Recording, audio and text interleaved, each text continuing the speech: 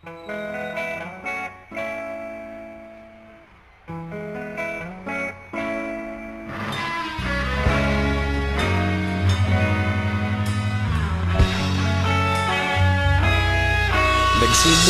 ang lahat sa eskwela, nagsama-samang 12 sa kalokohan at sa tuksuhan, hindi maawat sa isa't isa.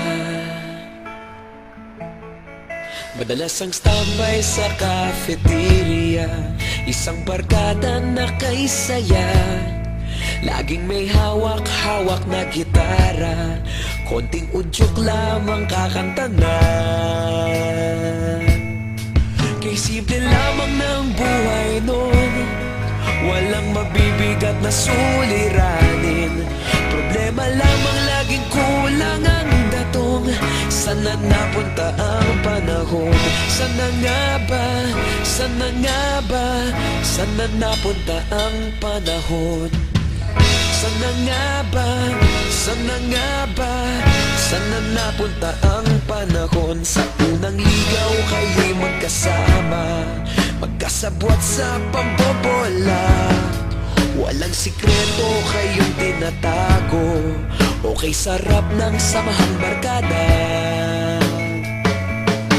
Nagkawatakan na sa kolehiyo, kanya-kanya na ang nilakaran.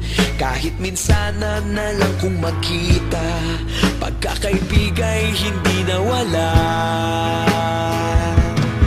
At kung saan na napadpad ang ilan, sa dating eskwela meron ding naiwan. Meron pa ngang mga ilang nawala na lang, nakakamiss ang dating samahan. Sana nga ba? Sana nga ba? Sana nga bang barkada ngayon? Sana nga ba? Sana nga ba? Sana nga bang barkada ngayon?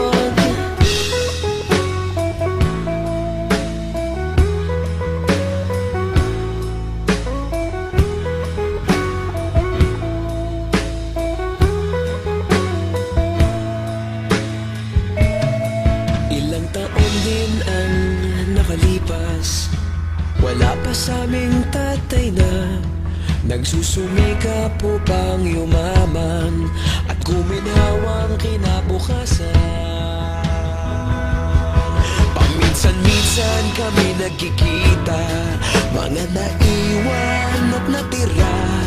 At gaya nung araw namin sa eskwela, pag magkasama'y nagwawala. Napakahirap malimutan ang saya ng aming samahan. Kahit lumipas ng ilang taon, magkabarkada pa rin ngayon.